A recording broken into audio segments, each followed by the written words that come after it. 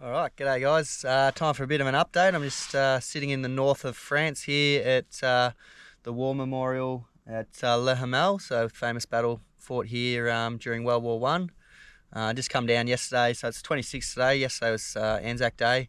Went along to the dawn service at Villiers-Bretonneux, which is where there was also another famous victory fought by the Australians where because they recaptured the town and I guess helped the people out. And I think there was a big school drive where the primary schools of Victoria actually paid to rebuild the schoolhouse in Villiers-Bretonneux. So they're quite thankful for that still. They still celebrate ANZAC Day and Australia Day over here in France, which is quite amazing.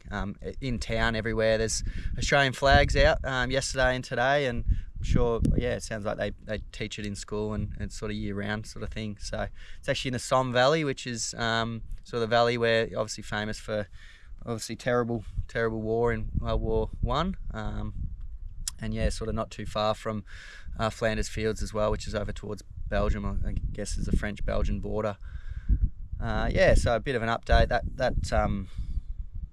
The dawn service yesterday was amazing. It was quite cold, bit of drizzle and rain, but still I think I saw the papers today there was 1,700 people attended, which a lot of tour groups, but yeah, it was really moving and really well done. So it was nice to do, and then listen to the footy call on the radio because I didn't get it up on KO, but good to see the Pies get it done again. Never in doubt. Yeah, so actually I might just give you a bit of a view. So just sitting here on the hill here, they've got I don't know if you can see that, some of the old trenches still in place, and then the canola fields and wheat or barley, some sort of grain out here as well. So very beautiful countryside, looking around and seeing the sights. Yeah, so just down from London for the weekend, or for the week, sorry, and hopefully see some of the sights and maybe up to Normandy and some of the areas from sort of famous from World War II. Visa update, I decided to sort of pull the trigger and go for the only old farts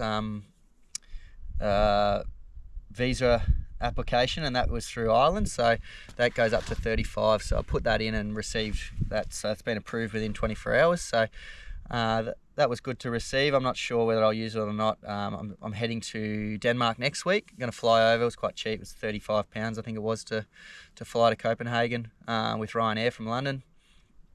So get over there and have a look around and see what the work sort of possibilities are like with the possibility of getting a work permit over there. But yeah, just have to suck it and see, get over there and have a look and yeah, make a call there. Otherwise, there's sort of a bit of a backdoor entrance into, I guess you'd say, to the mainland Europe through the Irish work permit, because there's companies where they'll, I guess, start projects over in the mainland, whether it's Holland or Germany or Denmark, places like that, where they'll actually send the labour hire over. So you're working technically for an Irish company, but over there, yeah, another way to sort of get out there and see a bit. So we'll see if that comes into any fruition, but at this stage, just trying to get around and see a bit.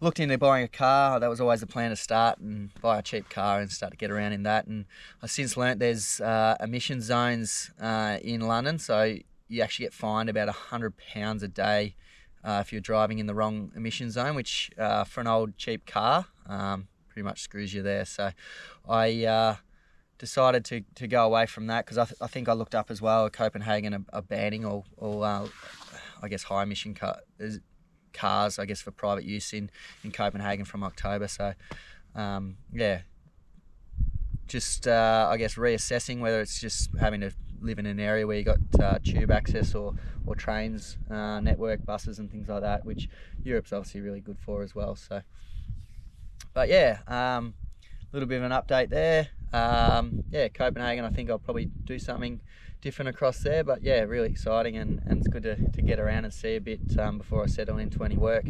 Hopefully I am employable at some stage. So yeah, cheers guys.